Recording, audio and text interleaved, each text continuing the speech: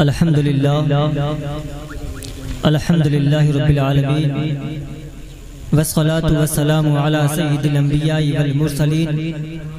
وعلی آلہ واصحابہ اجمعین اما بعد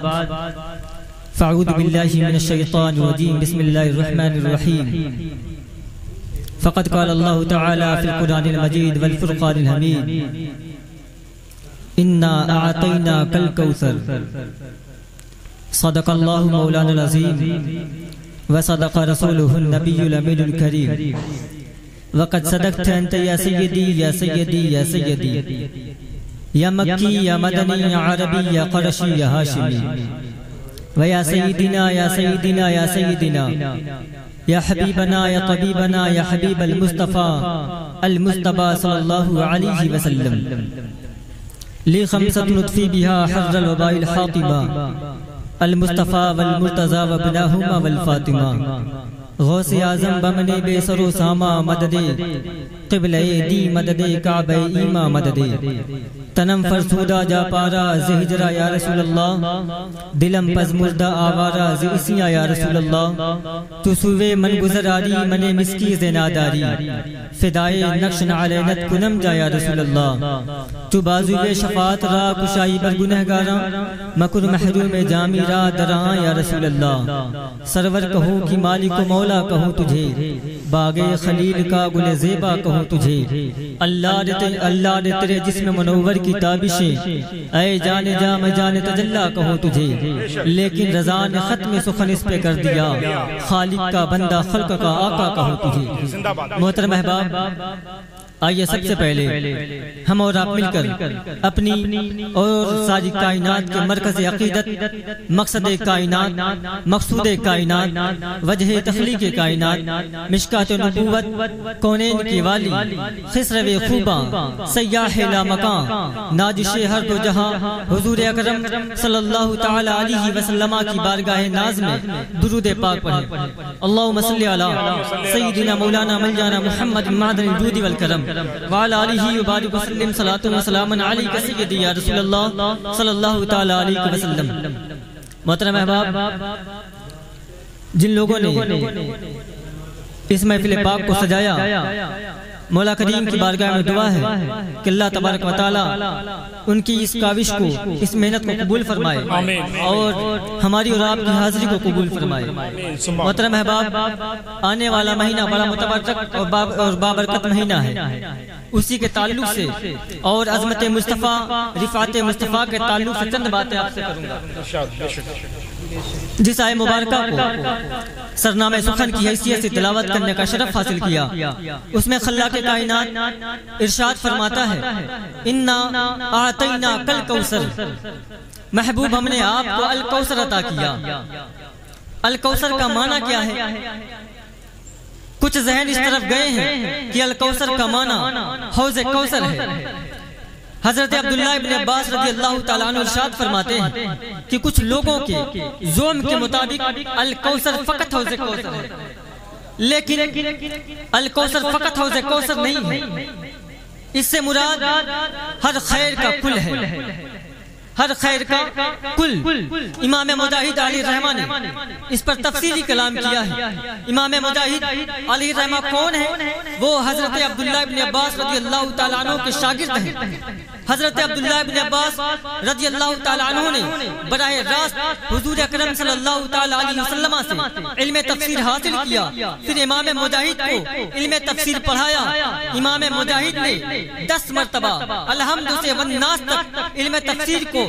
حضرت عبداللہ ابن عباس رضی اللہ تعالیٰ عنہ سے پڑھا ہے مکمل تفسیر پڑھی ہے یہ عظیم عالم ہے تابعی ہے اسلاف میں سے ہے ابن تیمیہ جیسا شخص کہتا ہے اگر تمہیں قرآن کریم کی تفسیر کے حوالے سے امام مجاہد کا قول مل جائے فحسب تو تمہارے لیے وہی کافی ہے وہ امام مجاہد ہے انہی کا قول تفسیر ابن جریر میں نقل کیا گیا ہے وہ فرماتے ہیں انا اعطیناک الکوثر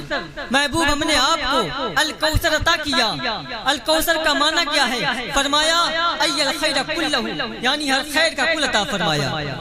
ہر وہ بات جس میں بھلائی ہے، ہر وہ چیز جس میں اچھائی ہے، ہر خیر کا کل عطا فرمایا، کسی خیر کا باز عطا نہیں فرمایا۔ لیکن کچھ لوگ حضور اکرم صلی اللہ تعالی علیہ وسلم کے علم کو اپنے عقل کے ترازو پر تولنے کی کوشش کرتے ہوئے کہتے ہیں کہ ہم جانتے ہیں کہ اللہ نے حضور کو کتنا علم عطا فرمایا، کس قدر علم عطا فرمایا، شاید ماضی کا کچھ علم عطا فرمایا ہوگا، حال کا کچھ علم عطا فرمایا ہوگا، مستقبل کا کل علم عطا نہیں فرمایا ہوگا۔ شاید حضور اکرم صلی اللہ تعالی علیہ وسلم جب اس دنیا میں ظاہری طور پر فزیکل ایگزسٹنس کے ساتھ موجود تھے، ان کے نظریات کے مطابق، ان کے اعتقادات کے مطابق وہ کہتے ہیں کہ شاید اس وقت حضور اکرم صلی اللہ علیہ وسلم کو اپنی امت کا علم تھا، لیکن پردہ فرمانے کے بعد شاید علم حاصل نہ ہو تو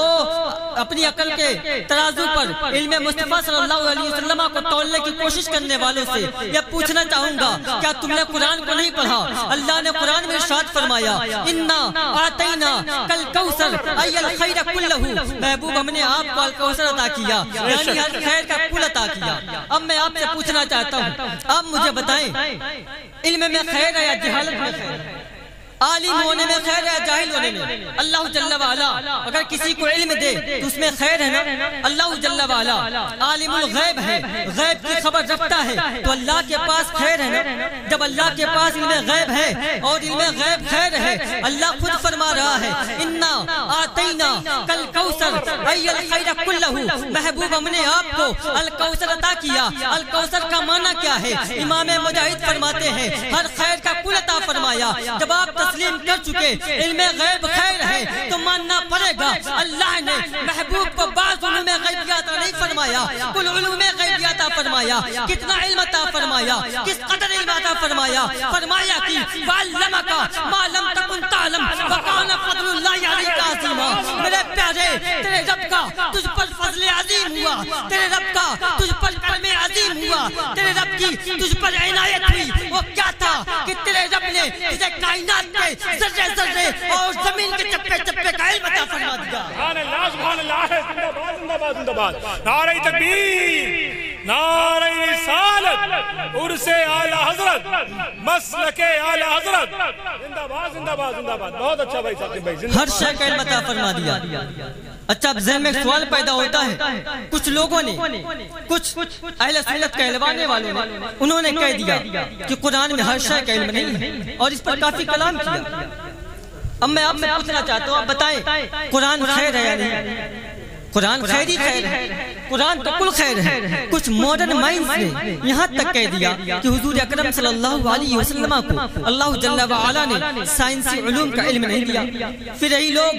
ٹی وی چینل پر آ کر غیر مسلموں کو دین کی دعوت دیتے ہیں اور قرآن و سنت کے ذریعے ماڈرن سائنٹیفک ریسرچ کو پیش کرتے ہیں اور کہتے ہیں کہ ہماری دلیل قرآن ہے۔ ہم آپ کو قرآن کریم کے ذریعے بتائیں گے وہ تمام ماڈرن سائنٹیفک ریسرچ یا ڈسکوری جس کو تم آج ڈسکور کر رہے ہو، اللہ جل وعلا نے اسے قرآن کریم میں تم سے پہلے بیان فرما دیا ہے، اسے قرآن کریم میں تم سے پہلے بیان فرما دیا ہے۔ لہٰذا فزکس کا علم ہم قرآن سے ثابت کرتے ہیں، اسٹرانومی کا علم ہم قرآن سے ثابت کرتے ہیں، اوشنالوجی کا علم قرآن سے ثابت کرتے ہیں، کیونکہ ہم نے ان چیزوں کو قرآن کریم کی آیات کے ذریعے سمجھا ہے۔ وہ لوگ کہتے ہیں ان چیزوں کا علم قرآن میں تو ہے،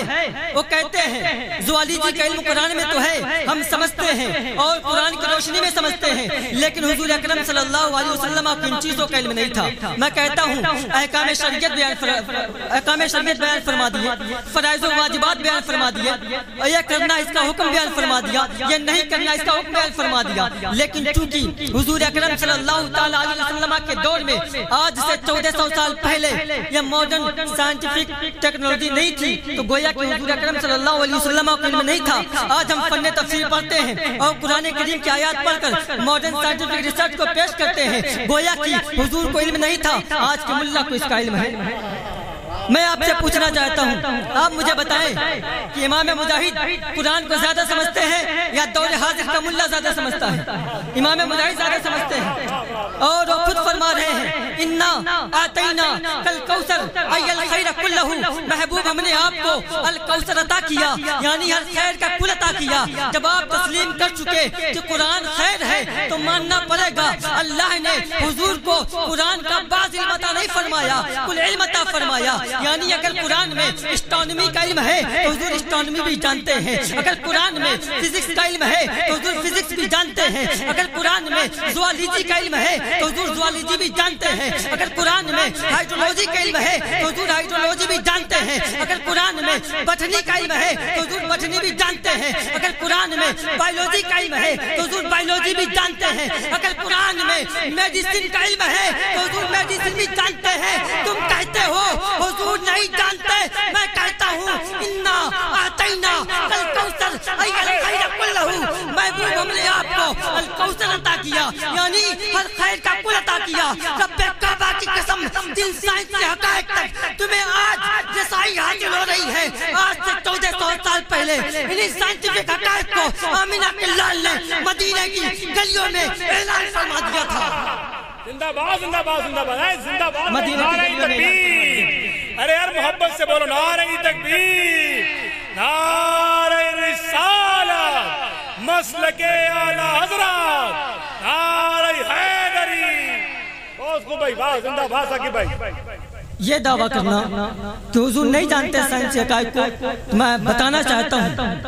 کہ اسی قرآن میں اللہ نے ارشاد فرمایا وَنَزَّلْنَا عَلَيْكَ الْكِتَابَ تِبْيَانًا لِكُلِّ شَيْءٍ، کہ محبوب یہ جو قرآن میں ہر شے کا علم ہے نا، یہ ہر ایک کے لیے نہیں ہے، یہ صرف حضور کے لیے ہے، یہ ہمارے آقا کے لیے ہے۔ لیکن کہا جاتا ہے ہمیں نظر نہیں آتا، ہم قرآن کھول کے پوچھتے ہیں یہ بتاؤ اس محفل کا ذکر کہاں ہے، یہ کہا جاتا ہے۔ وہ لوگ کہتے ہیں ہم قرآن کھول کے پوچھتے بتاؤ جشن عید میلاد النبی صلی اللہ علیہ وسلم کا ذکر کہاں ہے۔ وہ لوگ کہتے ہیں کہ اگر قرآن میں سارا علم ہے اور حضور تمام قرآن کو جانتے ہیں تو ہمیں نظر کیوں نہیں آتا، ہمیں دکھائی کیوں نہیں دیتا، یہ کہا جاتا ہے۔ تو یاد رکھیے قرآن میں جو ہر شے کا علم ہے یہ ہر ایک کے لیے نہیں ہے، ہمارے آقا کے لیے ہے، یہ ہمارے حضور کے لیے ہے، وہ جانتا ہے کتنا علم ہے۔ اور حضرت حسن بصری رضی اللہ تعالیٰ عنہ ارشاد فرماتے ہیں تمام قرآن کا علم سورہ فاتحہ میں ہے، اور تمام سورہ فاتحہ کا علم بسم اللہ الرحمن الرحیم بسملہ میں ہے، اور تمام بسم اللہ الرحمن الرحیم کا علم باقی نقطے میں ہے۔ کہا جاتا ہے ہمیں نظر نہیں آتا، ہمیں دکھائی نہیں دیتا۔ میں اس کی ایک مثال پیش کرتا ہوں، میرے پاس ایک ڈی وی ڈی ہے، ڈی وی ڈی جانتے ہیں جسے ہم کیسٹ کہتے ہیں، ڈی وی ڈی ہے، اس میں بہت سارے ممالک ہیں، بہت سارے ملکوں کی تصویر ہے۔ میں نے ایک شخص کو دکھایا اور کہا اسے دیکھو، ایک دیہاتی شخص کو دکھایا، اسے پتہ نہیں تھا ڈی وی ڈی کیا ہوتی ہے، ڈی وی ڈی کس بلا کا نام ہے۔ میں نے اسے دکھایا، کہا اسے دیکھو، اس میں امریکہ ہے، اس میں یورپ ہے، اس میں برطانیہ ہے، ہندوستان ہے، پاکستان ہے۔ اس نے مجھے دیکھا، کہا ارے پاگل انسان، اپنے عقل کا علاج کرا، اس میں تو مجھے کچھ نظر نہیں آتا، کچھ دکھائی نہیں دیتا، کچھ تصویریں ہیں، کچھ تحریریں ہیں، اس کے علاوہ اور کچھ نظر نہیں آتا۔ میں نے کہا تجھے اس لیے نظر نہیں آتا کیونکہ تو فقط ڈی وی ڈی کو دیکھ رہا ہے،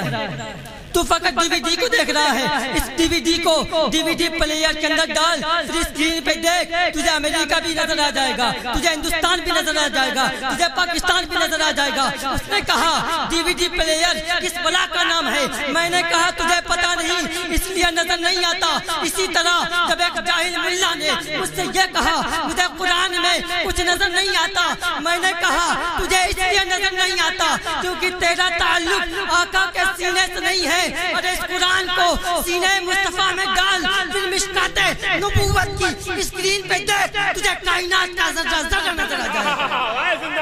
تجھے کائنات کا ذرہ ذرہ نظر آ جائے گا۔